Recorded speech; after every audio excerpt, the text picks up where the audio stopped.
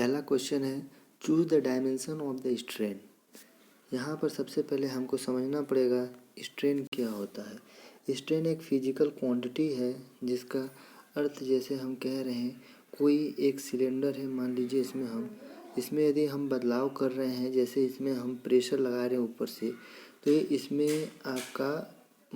इसमें इसका चेंज हो रहा है। क्या होगा? हाइट में चेंजेज आ रहा है। तो स्ट्रेन का मतलब क्या होता है आपका? Change in length upon total length. तो यहाँ पर आप इस फार्मूला को देखेंगे, ऊपर भी लेंथ है नीचे भी लेंथ है। इसका क्या कहने का मतलब है? इसका मतलब ये हुआ कि लेंथ अपॉन लेंथ। तो इसका डायमेंशन कुछ होता नहीं है। डायमेंशन को हम लोग मेजर करने के लिए हमेशा MLT में यूज करते हैं।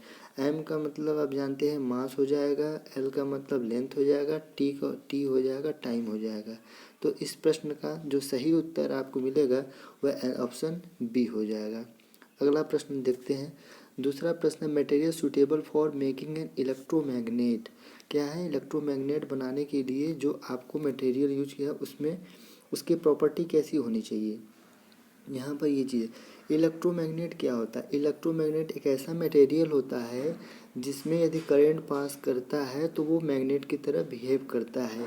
जैसा कि आप लोग जानते होंगे, यदि कॉइल है जिसको हम सोलेनाइड की बात कर रहे हैं और इसमें से हम करंट फ्लो कराते हैं, तो ये एक मैग्नेट, ये जो कॉइल है ये, यानी हम इसको सोलेनाइड बोलते हैं, ये मैग्नेट की तरह बिहेव करेगा। यानी इधर नॉर्थ पोल इधर साउथ पोल और आपका मैग्नेटिक फील्ड वगैरह बन जाएगा। तो ये बोल ये रहा है कि इसके लिए जो ये मटेरियल बना है, जिस मटेरियल की कॉइल बना है, उसके पास प्रॉपर्टी कैसी होनी चाहिए? High permeability, high coercivity, low retentivity, low permeability, high retentivity. ये आपको समझना पड़ेगा। तो ये जो टर्म होता है, हम इसका सही ऑप्शन हो जाएगा आपका लो कोर्सिविटी, लो रिटेंटिविटी हो जाएगा। तो हम लोग यहाँ ये समझेंगे कोर्सिविटी क्या होता है। किसी भी मैग्नेटिक मटेरियल का वो प्रॉपर्टी जिसमें उसके मैग्नेटिक बिहेवियर, जो मैग्नेटिक फील्ड है, उसको हमें डीमैग्नेटाइज करने में जितना मैग्नेटिक फील्ड या एक्सटर्नल फील्ड की जरूरत पड़ती है उसे कोर्सिविटी बोलते हैं। और रिटेंटिविटी यानी कहने मतलब यदि हम कॉइल को यदि हम इलेक्ट्रिक करंट पास करते हैं तो उसके अंदर जो मैग्नेटिक बिहेवियर है, जैसे हम यदि स्विच ऑफ कर दें तो उसमें क्या हो जाएगा, वहाँ पर उसका मतलब मैग्नेटिज्म ख़त्म हो जाए। तो कहने मतलब सोलेनाइड में या इलेक्ट्रोमैग्नेट के लिए इस प्रकार का आपको चाहिए मटेरियल जिसके बाद कोर्सिविटी और रिटेंटिविटी कम होनी चाहिए। तो इसका सही ऑप्शन हो जाएगा ऑप्शन सी। चलते हैं अगले क्वेश्चन में। Which of the following physical quantity is measured in what. तो हम लोग जानते हैं ऑप्शन ए पावर, दूसरा है आपका काइनेटिक एनर्जी, तीसरा मोमेंटम, चौथा इम्पल्स। तो इसका सही ऑप्शन हो जाएगा ऑप्शन ए पावर। पावर क्या होता है? Rate of flow of energy. Rate of flow of energy को पावर, इसका एसएनएट क्या हो जाएगा? वॉट हो जाएगा। क्या हो जाएगा? वॉट। अगला प्रश्न है, when two ice cubes are pressed over each other they unite to form one cube. Which of following force is responsible for this changes? जैसा कि आप जान रहे हैं, मान लीजिए मैंने यहाँ एक क्यूब बनाया कि दूसरा क्यूब यहाँ बनाया और बोल रहे हैं दोनों को प्रेस करके हमें एक सिंगल क्यूब बना दिया जा रहा है। तो इसमें इन दोनों जो कंबाइन कर रहे हैं इसमें कौन सा बॉन्ड आपको दिखाई देगा? हम जानते हैं वाटर जो फॉर्मेशन होता है उसका फॉर्मूला H2O होता है। क्या होता है? H2O होता है। H2O होता है। तो यहाँ पर हाइड्रोजन और ऑक्सीजन का बॉन्डिंग यहाँ बना हुआ है। तो जो प्रेस करके दो हम आइस क्यूब को कंबाइन करें, ये आपका होगा हाइड्रोजन बॉन्ड की वजह से। तो इस प्रश्न का सही ऑप्शन हो जाएगा ऑप्शन ए हाइड्रोजन बॉन्ड। पांचवा प्रश्न है, the initial volume of A gas cylinder is 750 ml. If pressure of gas inside the cylinder changes from 840 mmHg to 360 mmHg, find the final volume of gas. यहाँ पर आपको gas cylinder का पहले initial volume दे दिया गया है और फिर प्रेशर और डबल प्रेशर दे दिया गया और आपको फाइनल वॉल्यूम पूछा जा रहा है। इस प्रश्न को सॉल्व करने के लिए हमें बॉयल्स लॉ पता होना चाहिए। क्या होना चाहिए? बॉयल्स लॉ हमें पता होना चाहिए। बॉयस लॉ क्या कहता है? बॉयस लॉ ये कहता है volume is inversely proportional to pressure, volume is inversely proportional to pressure. तो यहाँ एक फार्मूला जनरेट होकर आता है, एक फार्मूला आपका जनरेट होता है V1/V2 इज इक्वल टू क्या हो जाएगा? P2/P1 हो जाएगा। क्या हो जाएगा? P2/P1 हो जाएगा। इसी फार्मूला लगाते हुए हम सॉल्व करेंगे। तो आपका क्या दिया है? आपको दिया है इनिशियली आपको दिया है 750, आपको क्या दिया है? 750 दिया हुआ है वॉल्यूम, और आपको V2 निकालना है। और जो आपको प्रेशर दिया हुआ है आपका तो जैसा कि P2/P1 है तो 360 ऊपर हो जाएगा, और नीचे आपको क्या हो जाएगा? 840 हो जाएगा। तो इसको आप सॉल्व करेंगे तो आपको V2 की वैल्यू आ जाएगा। V2 की वैल्यू जो आ रही है वो 1.750 लीटर आएगा। ये क्या आएगा? 1.750 लीटर। तो इस प्रश्न का ऑप्शन ए सही आंसर है। छठा प्रश्न है the world is experiencing the phenomena of global warming due to increase of. Global warming मतलब कि नॉर्मल टेम्परेचर जो अर्थ का है उसमें इंक्रीज होना।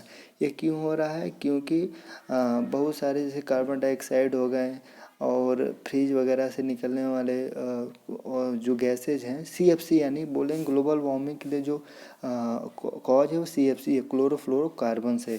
तो इसमें आप सही ऑप्शन ढूंढ सकते हैं। इसमें सही ऑप्शन आप देख रहे हैं मीथेन नाइट्रस ऑक्साइड पहला ऑप्शन है, दूसरा है मीथेन और कार्बन डाइऑक्साइड एटमॉस्फेयर है, तीसरा मीथेन और O3 ओजोन है, चौथा मीथेन और कार्बन मोनोऑक्साइड। ग्लोबल वार्मिंग के लिए मेनली जो जिम्मेदार होता है वो आपका कार्बन डाइऑक्साइड होता है। तो छठे नंबर प्रश्न का सही ऑप्शन हो जाएगा option B, methane carbon dioxide in atmosphere. सातवां प्रश्न है advance sunrise at a place on the surface of earth is because of. Option A diffraction of light, दूसरा total internal refraction of light, तीसरा rotation of earth, चौथा atmosphere refraction of light. तो इसका सही answer हो जाएगा option D. क्या हो जाएगा? Option D. हम रिफ्रैक्शन जानते हैं, रिफ्रैक्शन क्या होता है? रिफ्रैक्शन में आपका जैसे यहाँ पर कोई लाइट वेव आ रहा है और मीडियम में आते ही इसका जो डायरेक्शन है, जो इसका डायरेक्शन वो बदल जाता है।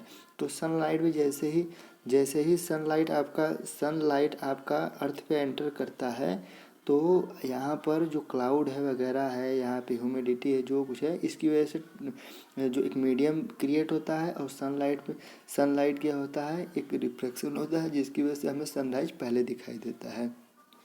तो इस प्रश्न का सही आंसर है ऑप्शन डी हो जाएगा और एटमॉस्फेरिक रिफ्रैक्शन। आइए चलते हैं नेक्स्ट क्वेश्चन पे। आठवां प्रश्न है deficiency of iron in human body causes. पहला ऑप्शन है रिकेट्स, दूसरा एनीमिया, तीसरा पेलेग्रा, चौथा गोइटर।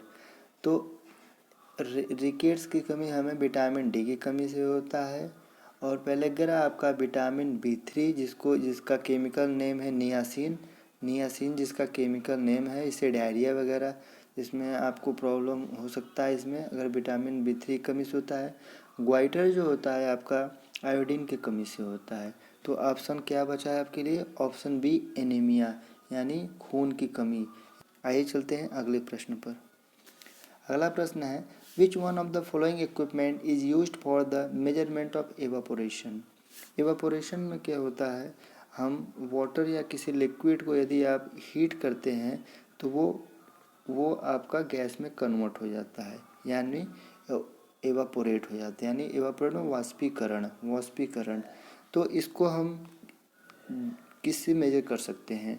एनीमोमीटर, बैरोमीटर, एवापोरीमीटर या रेन गेज से। यहाँ आप ऑप्शन सी में एवापोर यानी एवापोरीमीटर आप देख रहे हैं, इसके नाम में ही एवापोरीमीटर है। तो इससे आप समझ सकते हैं इस प्रश्न का सही आंसर हो जाएगा ऑप्शन सी एवापोरीमीटर। आज का लास्ट प्रश्न है which enzyme is found in saliva of human body. यानी ह्यूमन के सलाइवा यानी लार में जो पाए जाने वाले एंजाइम उसका नाम क्या है? उसका नाम है ऑप्शन ए पेप्सिन है, ऑप्शन बी रेनिन है, ऑप्शन सी एमाइलेज है, ऑप्शन डी ट्रिप्सिन है। जैसे ही कोई व्यक्ति खाना अपना शुरू करता है, स्टार्ट करता है, फूड यदि लेता है तो खाना का जो पाचन क्रिया है वो आपके भोजन यानी मुंह से ही स्टार्ट हो जाता है। तो सबसे पहले जो भी हम फूड ले रहे हैं वो स्टार्च को ग्लूकोज में कन्वर्ट करना आरंभ ला, यानी जो अमाइलेज एंजाइम है ये आपके फूड को स्टार्च से किस में कन्वर्ट कर देते हैं, ग्लूकोज में कन्वर्ट कर देते हैं। तो एमाइलेज का दूसरा नाम आपका टाइलिन भी होता है। क्या है, टाइलिन। इसको टाइलिन नाम से भी जाना जाता है। तो ऑप्शन सी इसका सही आंसर हो जाएगा। टेक्नीशियन T1 पोस्ट के लिए साइंस के पोर्शन से 10 अति महत्वपूर्ण प्रश्न यहाँ पर डिस्कस किए गए हैं। अगले अंक में फिर से मुलाकात होगी। तब तक के लिए नमस्कार। जय हिंद, जय भारत।